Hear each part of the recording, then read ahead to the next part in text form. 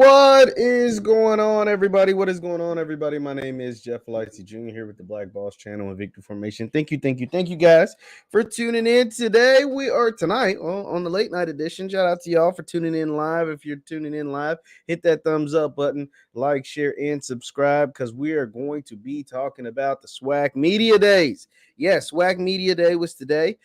Football season is around the corner. I cannot wait until we get into the season. There's so much to talk about from SWAC Media Day. So buckle up your seatbelts because we are going to tap in right after the bumper. Stay tuned.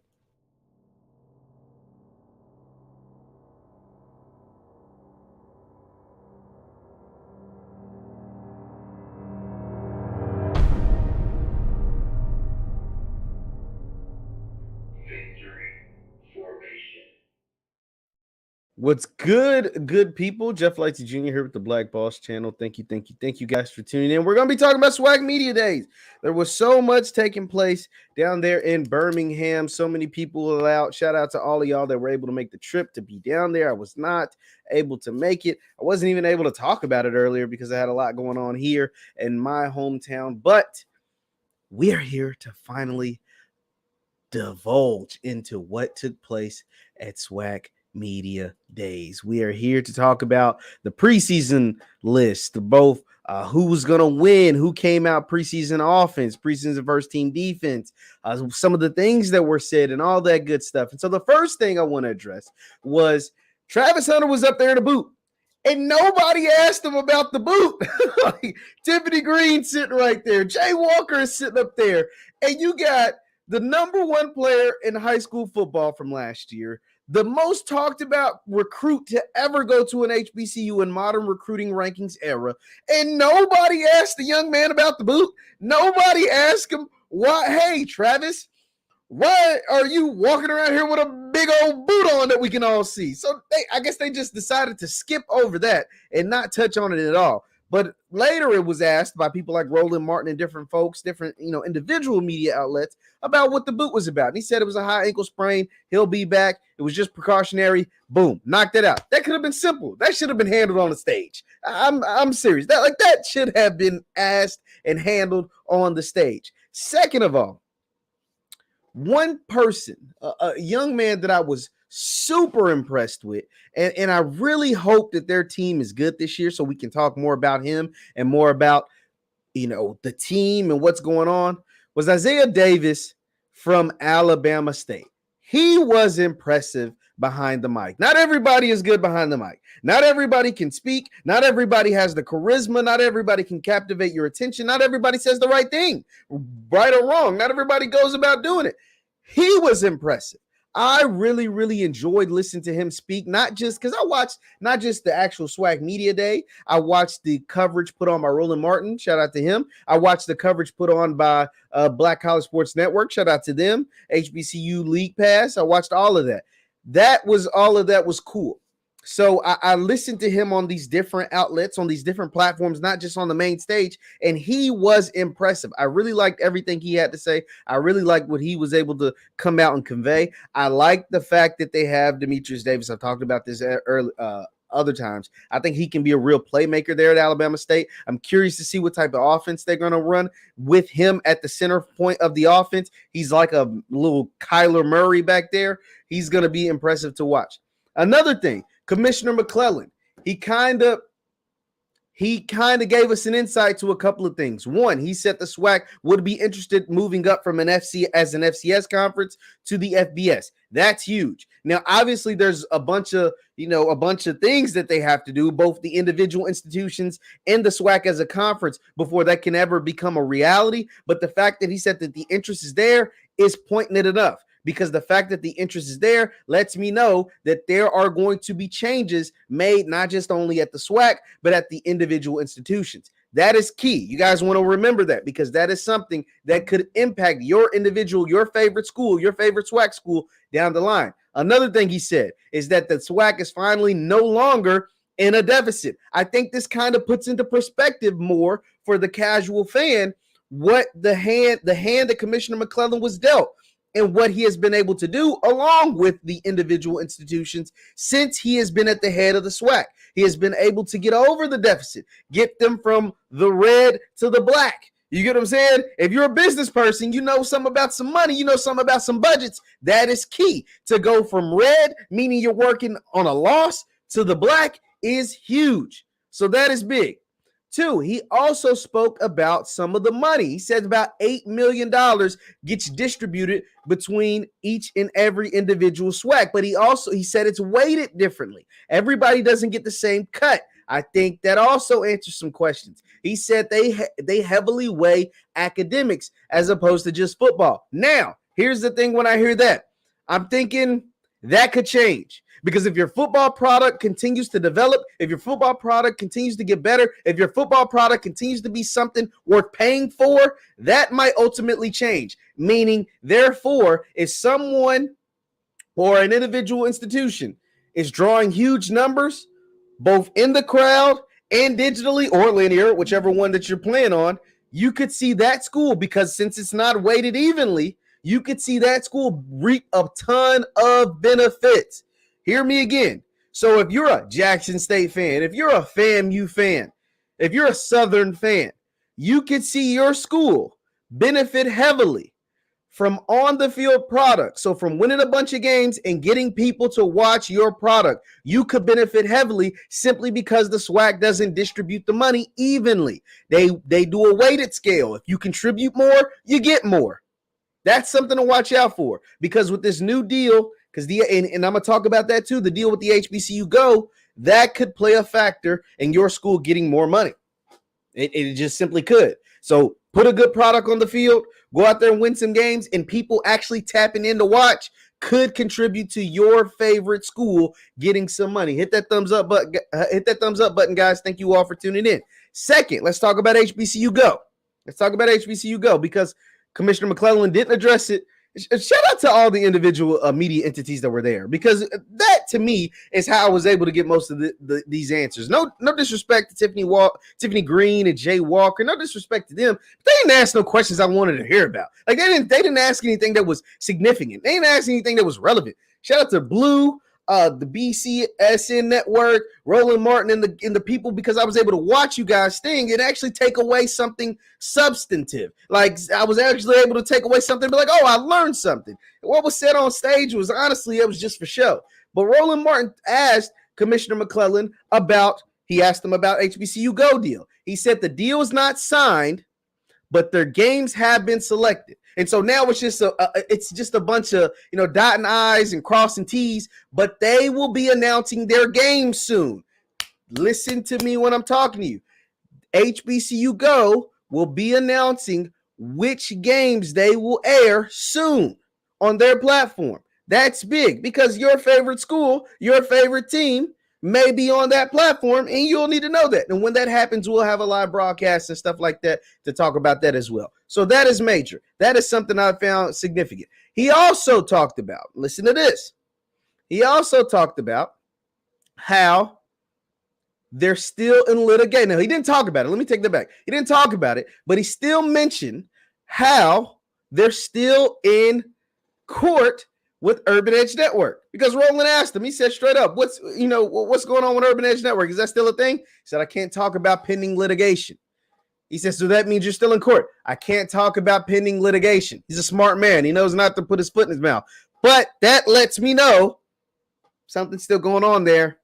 That's something to watch out for too. Something is still going on with the Urban Edge Network, which is HBCU League Pass and the SWAC, and there's still a little bad blood there. So that is also a thing. Another thing with the HBCU Go piece, I also want to mention that Byron Allen and his media company recently bought the Black News Network. So there could be, now this is just me thinking outside the box and thinking way down the line, but there could be some cross collaboration between the SWAC, HBCU Go, the Black News Network, and some of Byron Allen's other media entities. So that is something to also keep in mind. Continue to hit that thumbs up button. Shout out to you guys for tuning in live. We're here live. Leave your comments in the chat. So let's go on. Let's continue to move forward. the team that I'm most excited about seeing and the team that had the most interesting outfits were Grambling. So let's take a look at Grambling's outfits. And if you guys are fans of the show, you guys know I am a fine alpha man. I pledged back in 2016. I crossed at Western Kentucky University, the Ada Road chapter. And so I love me some black and gold. I love me some black and gold. So, hey, Jeff, why didn't you think the commissioner did not announce the HBCU Go deal? So that is a good question, Stephen. There's a couple of things. And see, this is why I think Allscript brought this up, because he went to SEC Media Days, and I've attended a few media days before myself. And a lot of times you have the commissioner give an opening statement and you get open questions from the media that are out in the audience. And so it is interesting that he didn't mention anything about the HBCU Go deal. And I think it's because it's not all the way done, according to him. He said it's still in litigation with the lawyers. And so therefore, I guess that's why he didn't want to address it when he had his chance, because Roland Martin asked him about it. And so therefore he was able to say, like, hey, they picked their games and we will be announcing what games they have on their platform, who will be playing, what, broadcast teams, I'm guessing, all that good stuff at a later date. But hell, the season is a month away. So when we gonna get that information? Mr. Campbell, you're right. I mean, that's a good question. So I don't know. I don't know why he didn't actually go out there and talk about it, but it is going to be interesting to see what games come on the HBCU Go website. So he said Grambling looked like the night. So let's take a look at Grambling. This was a meme sent to me on Twitter. Shout out. Now you guys know I am an alpha man myself. Shout out to Mississippi Valley State. They had two alpha men on stage, one of them being Caleb Johnson that we've had right here on this program. But this was funny. And Coach Jackson said, we going to be clean. I don't know, guys. Is that clean to y'all? Or is that just a little too old school? Is that clean to y'all, or is that a little too old school?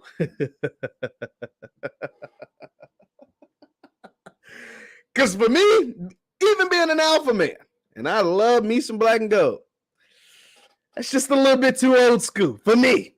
Just for me. I can't speak for nobody else. But for me, that's a little bit too old school. I mean, look at them damn lapels, man. Look at them lapels. Look at them lapels, y'all. Like them lapels. Come on, man. I mean, hey, the guys put it together well. The guys with the Louis V and the sneak and the kicks they had, they try to dress it up well. But it's just a tad bit too much, man. It's a tad bit too much for me. That's why I had to put them on the cover of the, on the thumbnail of the broadcast. What do you guys say? JSU's got 2 games on HBCU Go. That's interesting because I haven't seen. Have you seen that somewhere? I have not seen that anywhere. I have yet to see that anywhere. They haven't announced any games yet. So if you got the inside scoop, Waldo, hey, shout out to you. It's not bad. It's not. See, I'm agree with you, Armstrong. I'm not going to say it is bad. It's just a little too old school for me. You get what I'm saying? You dig what I'm saying? I'm not saying it's a bad look. I really like the G on there. It's just a little too old school for me. You know what I'm saying? Yeah, it's a little too old school for me. They should have had yellow or black shirts on. Nah, hell to the no. If they'd have put some yellow shirts up under there, now that would have looked bad. They did a justice with the white shirts. The black shirts, I think that would have been just a little too dark. The white, they did it justice. They put it together as best as they could. Team too much. Now, I think Coach Hugh was going to be on this for the better part of the season. I think this is going to be what he presents, how he presents his team, how he presents his swag, how he presents, what's going to be moving forward. So Graham fam, get used to this. This is the type of stuff you're going to be seeing more often. And it's not a bad thing. It's a little too old school for me. That's all I can say. Sexual chocolate. Shout out to Kim, man. Sexual chocolate. They pulled it out of the Eddie Robinson Museum.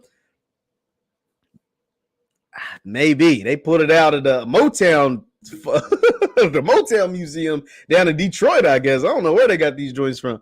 But I mean, it's a clean look. It's just a little too old school for me. Just for me, them lapels, they're too old. They too old. Grambling like they went back in the past and the flashback. See, and maybe like, look, let's do it like this, Frank. You might be right. Maybe they're channeling the Gram fam of the 60s. You feel me? Because Grambling in the 60s was winning HBCU national championships.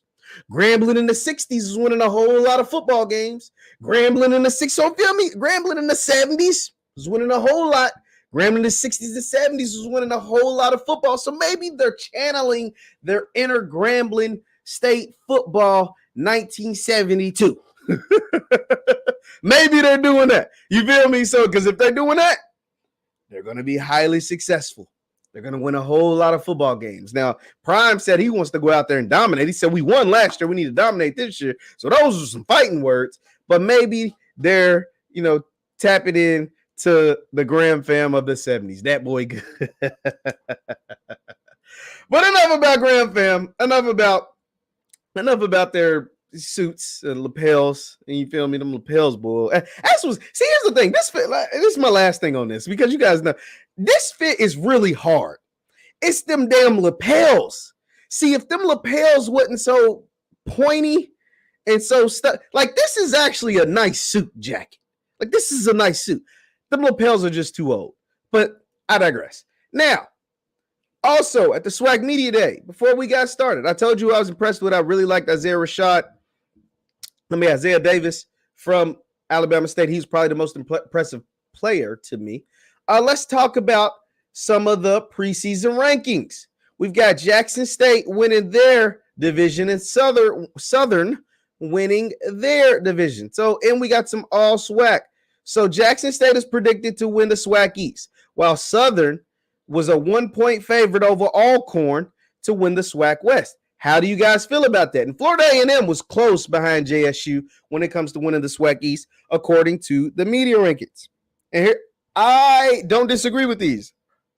Because when I did my polls about who folks would think win Coach of the Year, I did some individual polls on my YouTube, and a lot of folks weren't showing Southern no love.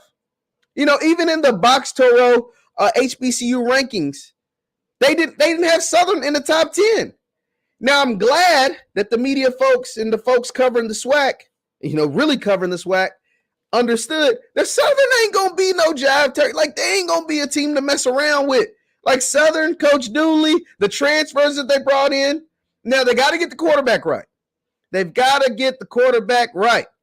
But I think Southern is going to be a dangerous team in the SWAC West. So much so that they're preseason favorites over Alcorn. I'll take Southern over Alcorn right now, based on the talent that I know is on each roster right now. Now, granted, both of them have questions to answer at the quarterback position. When you lose a guy like Felix Harper at Alcorn, and you need a guy, you bring in a guy like Coach Dooley, whose offense is very, very high-powered, but needs a gunslinger at the QB position. You need a guy that can really play. Now, we've seen Coach Dooley do more with less at quarterback last year. Last year, Coach Dooley and his team made it to the SWAC championship game with a quarterback that just was, quite frankly, wasn't that good.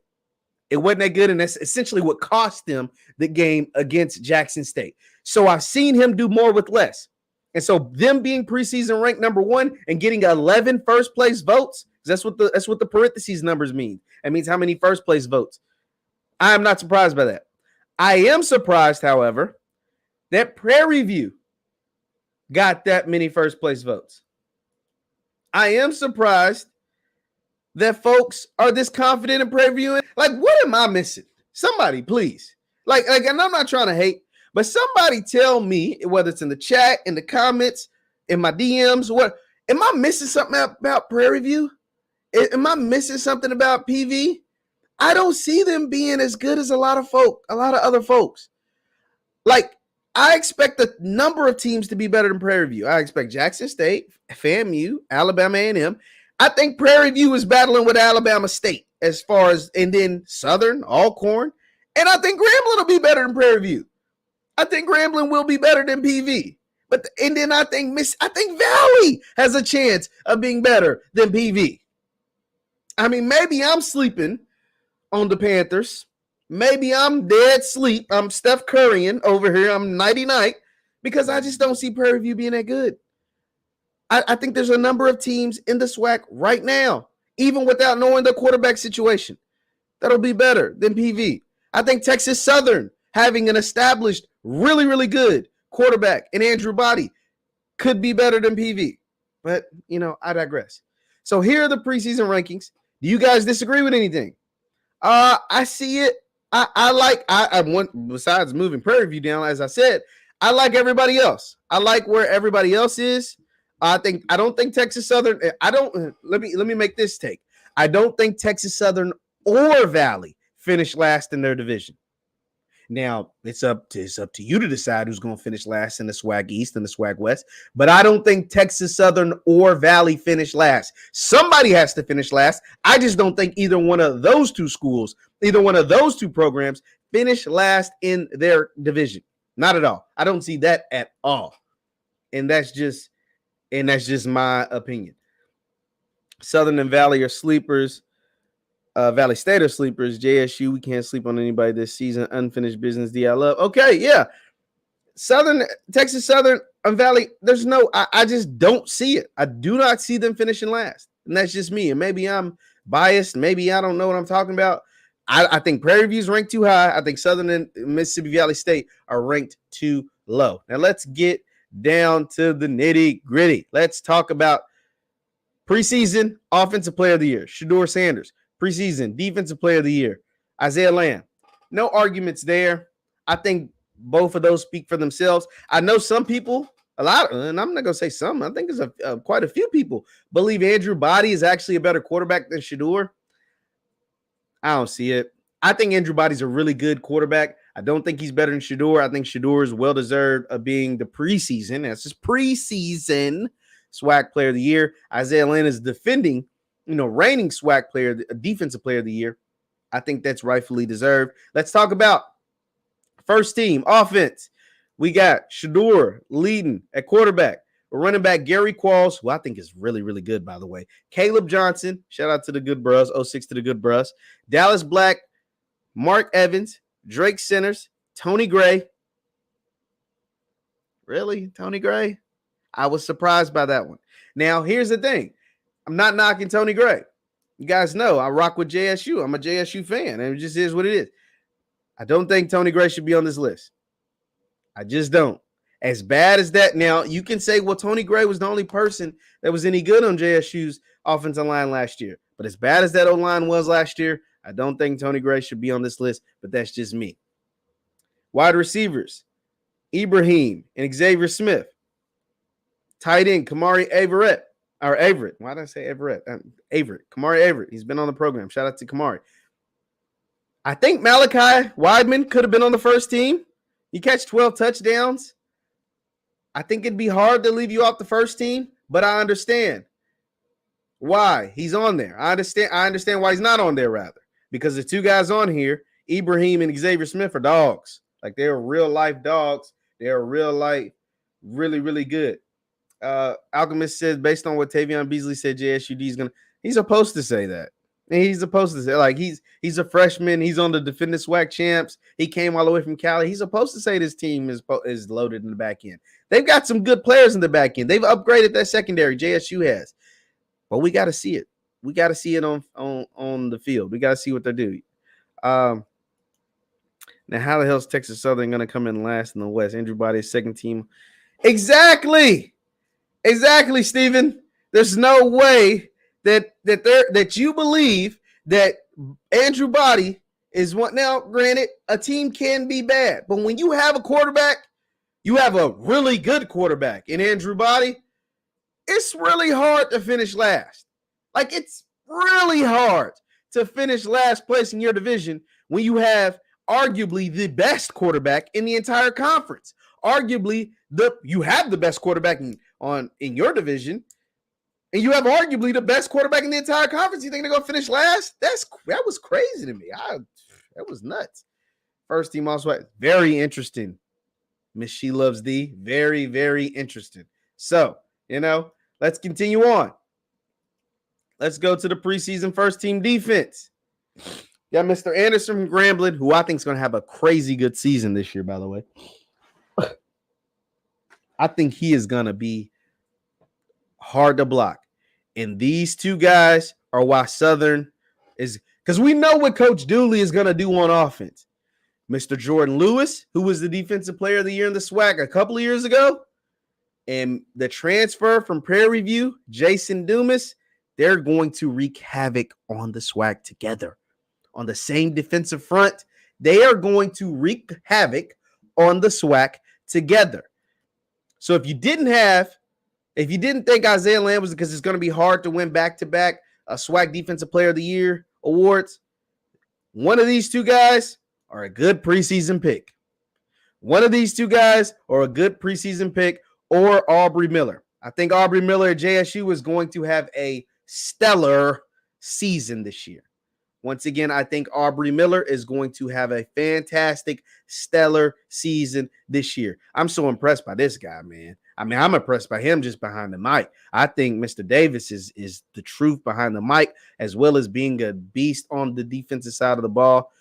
Shiloh making first team was interesting because now here's the thing. Shiloh's a good player. Shiloh's a really good player. Shiloh being first team All-SWAC, I don't know. Because you guys got to think, the last we saw of Shiloh on the field wasn't looking too good against South Carolina State. Now, Shiloh made plays, and I get why he's preseason, because he made a lot. He led the team in interceptions. They were the best defense last year.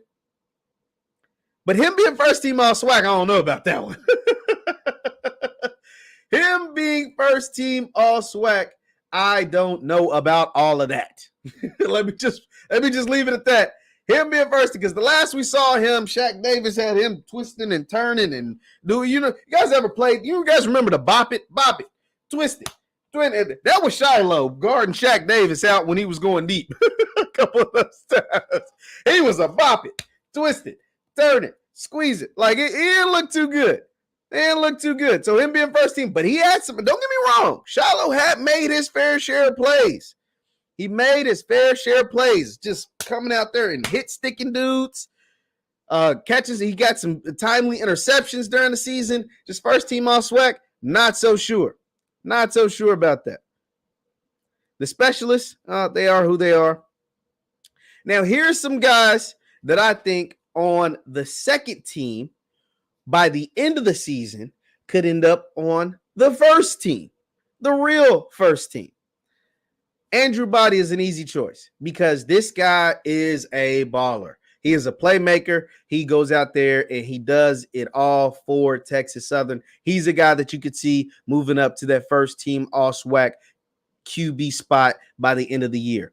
Another guy who I think could easily end up on that first team All-SWAC. Well, two guys, both the receivers, both CJ Bowler and Malachi Weidman. Malachi Weidman already led the SWAC in touchdowns just last year, and he only played like the back half of the season. He didn't even play the first couple of games, and he still had 12 touchdowns. So he's a guy. Now, that JSU receiver room is loaded. Shador said he thinks there's 10 guys. Shout out to Blue's interview. Shador said he thinks there's 10 guys that can legit play. Now, granted, only 5 of them can be on the field at a time, but Malachi Weidman is a guy that will end up in that first team All-SWAC. CJ Bowler as well. I think he's a stud. I think he is a baller. Let's go to the defensive side of the ball. Guys that I think could end up on that first team. I think Cameron Silma-Craig. I think he is a stud. I think he is someone that could end up on that first team because he is a playmaker. Now, don't get me wrong. JSU's brought in a ton of secondary help, a ton of defensive help, both in the secondary and on the front. And so we'll have to see who ends up doing what. But him and Devontae Davis are two guys that I think could end up on those first team All-SWAC list. I honestly, in all honesty, I think they can end up there. Now, someone asked a question. What's up with Wyden? I haven't seen many JSU vids. It's a good question. That's a really good question because I've been wondering the same thing. But as far as I know, he's still on the team.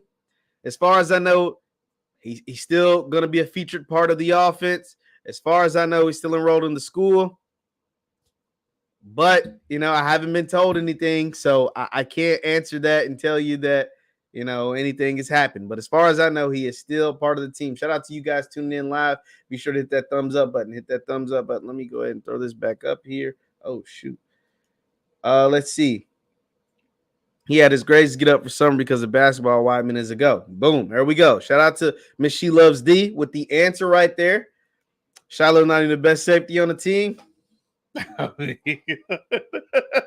Don't tell the media members that because he's voted first team All-SWAC.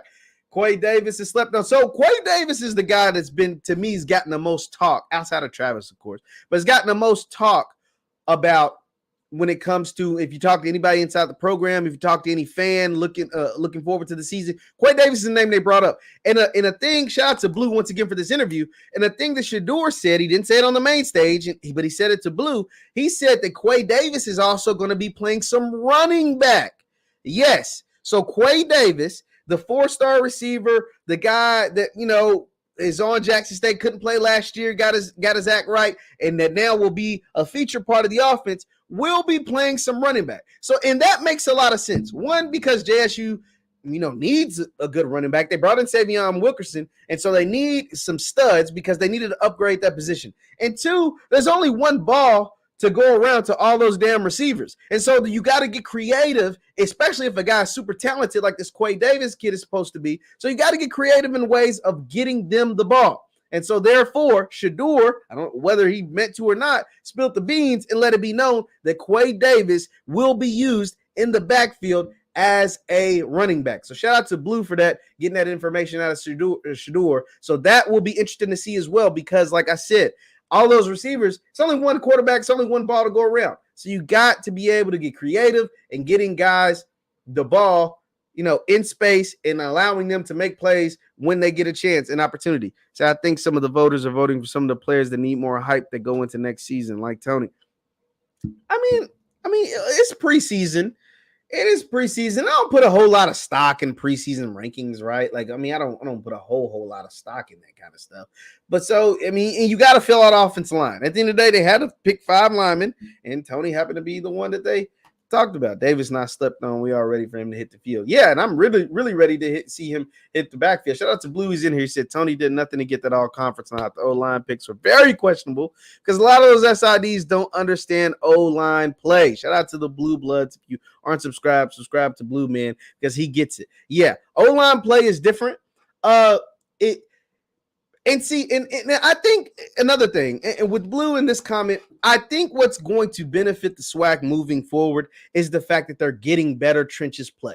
Because now you will be able to compare your previous product to the product that a lot of these schools are going to be able to put out on the field this year. Now, granted, everybody didn't do drastic upgrades to their offensive line, but a lot of the schools did. And so the fact that you will now be able to see the difference in what your offensive line looked like in 2021 as compared to 2022 will be key. And I think we'll see a couple of these names being swapped out. You know what I'm saying? I think you will see some emergers from the transfer portal that have joined some of these schools, like a Tariq Bateman from Louisville that joined FAMU. I think he's a guy to watch out for. I think he's a guy that can really, really, really be a good offensive lineman. All the guys that JSU brought in like 10 offensive linemen. One of those guys are going to emerge and be a really, really good player.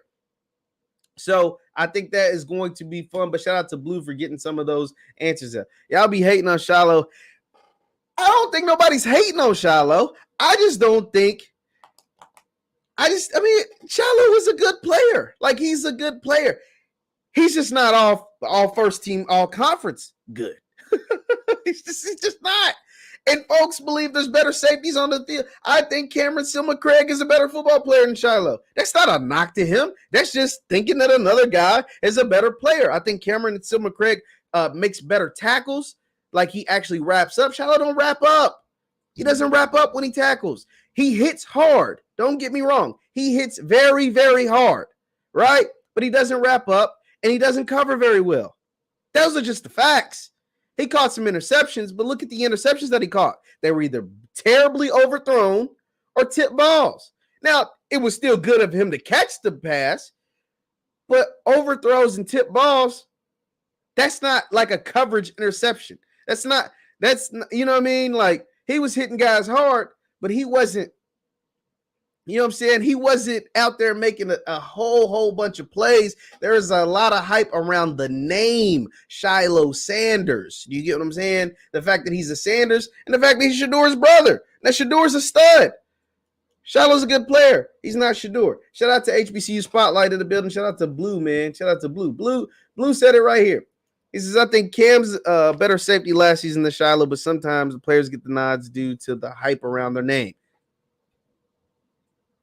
And if now we never, unless you guys can inform me whether you know or not, but if Raymond Boone goes to JSU, it's a better player than Shiloh.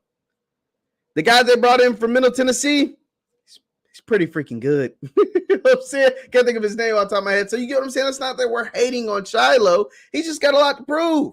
And he's got a lot to live up to. When your last name's Sanders and your brother's a quarterback in Shador and your dad's prime, that's a lot. You know what I'm saying? It's a lot.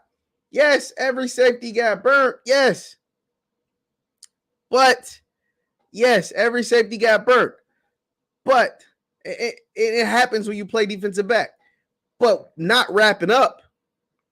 That's critical when you're playing safety. You know what I'm saying? You're the last line of defense. Not tackling consistently. That matters. Like that matters. Yeah, I'm not saying there's a bad interception. An interception is an interception. We're not knocking him for making the plays. And shout out to HBCU Spotlight. He does a lot of great storytelling. One of the best storytellers out here. Shout out to him out here telling the stories of some of the players that are in the SWAC right now. And so the media day, it was good. Here's some of the improvements.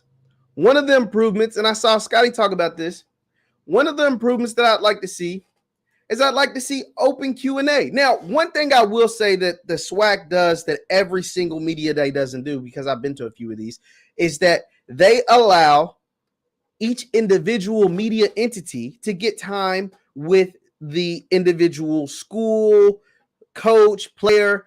You don't get that everywhere. I'm going to be 100% honest. You don't get individual time like that. Like when Bryce Young or Will Anderson or whoever at the SEC Media Days is they sit at a table and they get questions for a few minutes from everyone. They get it from everyone. So you don't always get that individual one-on-one time. I really like that. But I would love to have an open Q&A with all the media members there asking the coaches and the commissioner. It doesn't have to be the players. You don't have to do an open thing with the players. I get why you might not want to do that.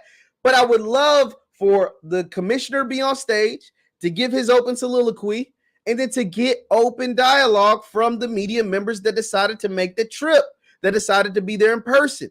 Because that way we get a lot of answers and then we don't have to search. I had to search on Blue. Now, I would have watched them regardless, but I had to. Especially when doing a live like this, I had to go to Blue's page. I had to go to Roland Martin's page. I had to go to BCSN Network to find different questions. Instead, I could go to, and I had to watch the media days because the questions that weren't asked by Tiffany and Jay Walker had to be asked by Blue, by Roland, by different people, by Dr. Cavill or whoever. You get what I'm saying? And so it makes it easier if you have Commissioner McClellan up there. He gives his opening monologue, and then Blue's able to ask whatever. And then Roland's able to ask whatever. And they can still do their individual thing. They can still do their individual thing, and that way they can have exclusive content for their page, exclusive content for their network, exclusive content for their XYZ.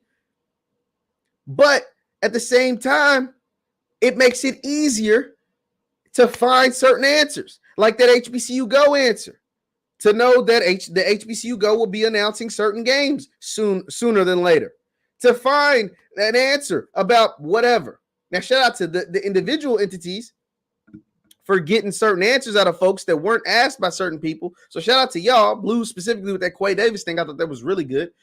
Another thing that I didn't like. now this is they can't help this. This isn't their fault. But come on, man, we had to fix the audio, man. like the audio was off.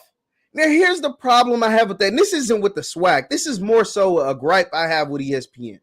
Because at SEC Media Days, covering ACC Media Days, all the big time school media days that were covered by ESPN, they didn't have no damn audio problems. They didn't have no audio problems. And I had this problem with ESPN when they were broadcast SWAC games and the way the broadcast looked. The broadcast would be janky. And so ESPN sends not their B team, but their C team to the SWAC events. That's a problem. You have to, if you're going to demand better from your coaches, your administrators, your, players, you got to demand better from the network as well. The big network, the 4-letter network. You got to demand better.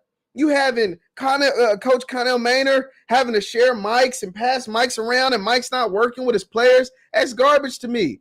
These guys deserve better because you don't got Will Anderson and Bryce Young passing around mics. You don't got, you don't got like these other folks passing around mics. They deserve better. Just like when you send Tiffany Green and Jay Walker and they do a booth shot at a SWAC game and it's freaking dark in there. These little lights that I have cost $20, $30. Give them a damn light. You do like what? Like, yeah, bro. Blue's like, I used a GoPro and had better audio. I heard every answer from every player that Blue interviewed. I heard every single answer from every single player they interviewed. And sometimes he was doing 2 at a time. Like, that is unacceptable. That has to be unacceptable. You have to say, hey, if we're going to do this, we're going to be in tango with this thing. And that's good. I like it because it allows more eyeballs. But you have to do better. And I expect the same thing from Urban Edge Network, HBCU League Pass. If they're able to broadcast some games, I expect the same thing from HBCU Go when they broadcast games. We can't send the C and D level teams to come do our events just because we're the black schools.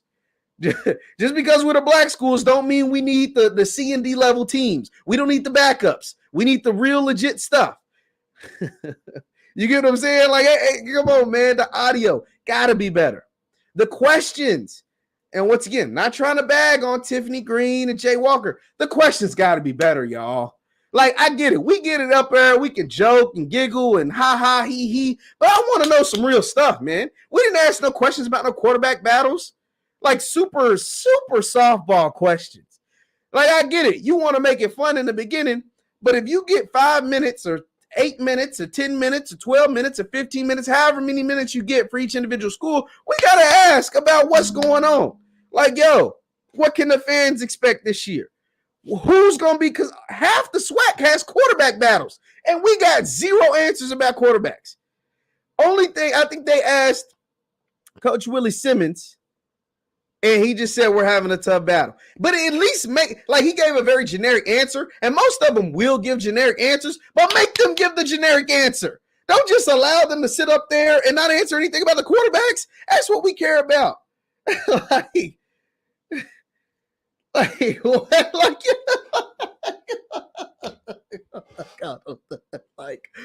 what? Like, and I'm someone in a frat, right?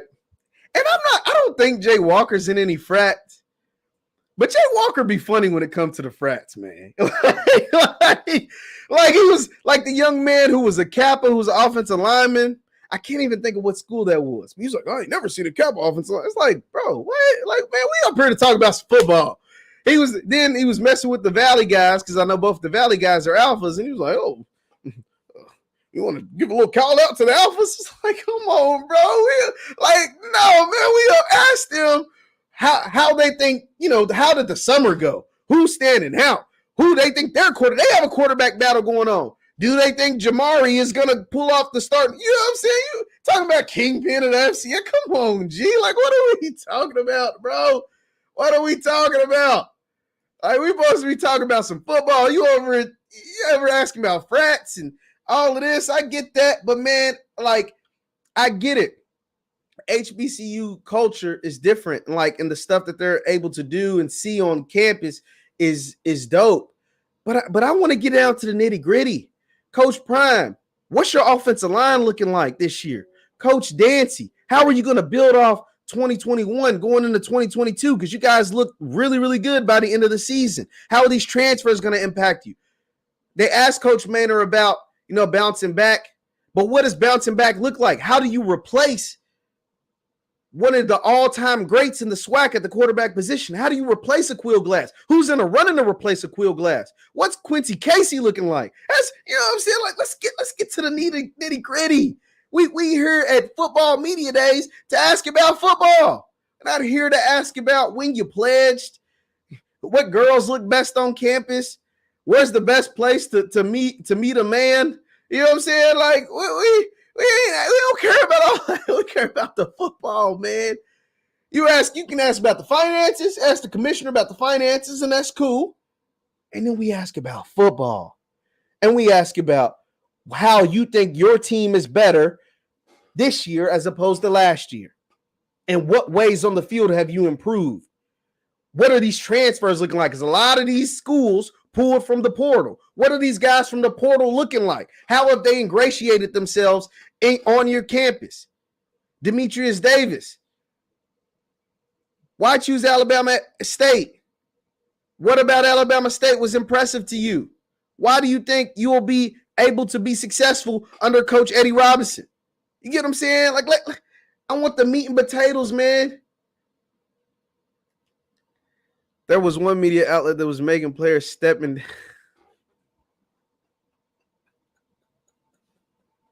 Yo, that is funny. That is funny, Blue. I'm not surprised by that. That is pretty funny. That is pretty funny. And like I said this at the beginning of the broadcast, but how is it that the most hyped recruit ever at an HBCU gets on stage with a damn boot on? And nobody thinks to ask about that? Nobody thinks. Travis Hunter just got up here, just hopped up here. I seen him hop away when I think he was doing a thing with Roland Martin. He was hopping. He wasn't even putting no pressure on it. And I wasn't there, so I don't know if you did that the entire time or if you just. But how does he get on stage with a boot on, a whole boot, precautionary or not? Clark told me it was precautionary, and I get that, and I understand that. But he gets on there with a boot, and no. That would have been the first question. Yo, Coach Prime. I see Coach Prime, Travis, whoever wants to take this question first. Sir, are you okay? What is the injury report? What is are you okay, sir? You have a boot on right now. Meaning it's significant. It can be precautionary, but it's significant enough to where you wore it in front of cameras, in front of the media, knowing, well, at least you should have known that they were going to ask about it. At least what they should have did. So shout out to y'all that were there, man, covering it in person, dog. Shout out to y'all covering it in person, because that I'm glad, because I would not have learned anything if it wasn't for the other individual media outlets that were there. If I was just if I just would have only had access to the ESPN broadcast coverage, I wouldn't have learned nothing. I would have walked away and been like, well, shit. I mean, I knew this stuff before the media day. You didn't teach me anything. But because of guys like Blue and Roland and the Urban Edge Network guys, because of you all, I was actually able to digest and take away something. Because if it wasn't for y'all, I wouldn't have learned nothing. I literally would have gotten nothing out of this media day. It would have been a waste of a damn day. I'm going to just be honest. It would have been a waste. I texted Scotty. They tried to get in front of it. They said it was a minor ankle injury. He'll be ready. Yeah, see, no, like that. That's no, like, and I get that. You can say it's minor, and it probably is minor. There's a good chance that it was minor. But somebody got to ask. Somebody got to ask. Somebody got to have the bravado. Because think about this. I just want to, imagine at Big Ten Media Day, C.J. Stroud, the starting quarterback at Ohio State, gets on there with a boot on that nobody knew. Because here's the thing. We get a lot of coverage of Jackson State from the pregame show and all that, but in nothing had he had a boot on. Yeah, there was nowhere where Travis was walking around with a boot. This was the first time we ever saw him with a boot. So imagine after, they've been showing your program every day for months, XFL, showcase, and all this different stuff, and we never saw a boot. And then nobody asked about it. See, that is where we, meaning us, me too, and other folks, have to continue to stay on top of it. Have to continue to be there. And shout out, I'm going to keep saying it because I was able to learn the most information from watching the interviews that Blue did, from watching the interviews that Roland Martin did, from being able to, because if it wasn't for them, I wouldn't have learned anything. That ESPN3 broadcast, the audio was bad. You know what I'm saying? The questions were super, super easy. It was a bunch of talk about frats and where to pick up chicks and where the best places to eat on campus. Man, I can ask them that off the air. I'm trying to learn some football. We're under 50 days away from the start of the season. The season starts in a month. I'm trying to learn about the teams. I'm trying to get to know the players better. I'm trying to dive into it. And I guess I'll have to continue to watch and so that's why it's important to support the Miss LaShonda Loves, the Yard Talks, the Blues, the different people, because that's the only way you're going to find out answers. That's the only way you're going to find out answers. Because if you leave it up to the 4-letter network, I ain't find out nothing. I found out that a couple of them's Kappas and a couple of them's Alphas. That's about it. Found out nothing about football. I don't know who's leading what QB battle. I don't really know any players to look out for from certain schools outside of, the name brand ones, but who's been emerging who's gotten better from spring up until now. You know what I'm saying? Who stood out during spring practice? Who was someone that you expect to play a big role going into the season that we might not know of? These are the questions that I want to hear. I want to hear Coach McNair. I get it. Steve McNair, RIP, all-time Alcorn great, but he doesn't play at Alcorn anymore. I want to know who is that dude at Alcorn now? Who's going to be the dude behind, after Felix Harper that's going to take on the reins of shouldering some of that load? I need to know some of that stuff. Who got the best step show? I mean, I don't give a damn about that. I could care less about that. CJ Stroud wouldn't have showed up. Ohio State would have said he got COVID and brought someone else. You know what I'm saying? So, nah, man.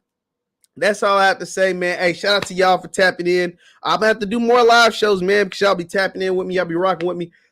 Hit that thumbs up button. Hit that like button. Thank you guys for tuning in. Once again, my name is JeffLightsYjr at the Black Boss Channel. I will have some special guests this upcoming week. We've got some big stuff in the trenches, but the SWAC Media Days, the good, the bad, it was a lot of good. There was some bad, but who are you looking forward to seeing this year? I cannot wait. Southern is my team. Grambling is the team that I'm most looking forward to seeing this year. I'm going to be honest. The Gram Fam. And the Gram Fam coach, Hugh Jackson, called you out on your attendance. You only had about 7,500 people attending games on average, home games. You need to double that. I'm challenging the Gram Fam to double their attendance. That means about 15,000 people showing up to games. You guys had a lot of back and forth. And I saw you guys in those Facebook groups. Y'all was going back and forth with the Southern the Southern Grambling rivalry. I don't know if there's a rivalry with more vitriol than Southern and Grambling. I'm starting to see that more and more every day. How much you guys really go back and forth. And so the Gram Fam, I'm challenging you to double your attendance. You get what I'm saying? Coach Hugh Jackson did the same thing. He was like, 7,500 is unacceptable. It's unacceptable. And it should be. You should care more, especially when Southern is getting 18,000 a game and they went 4-7. So you can't say it's because you had a losing record, because Southern was 4-7 last year and they had 18,000 showing up to home games. Y'all was 4-7. Y'all had 7,500. Come on now. Come on. So that's all I have. Thank you guys for tuning in. Hit that thumbs up button, and I will see you guys next time. My name is JeffLightsJr at the Black Boss Channel. Thank you so much, and I'll see you next time. Peace.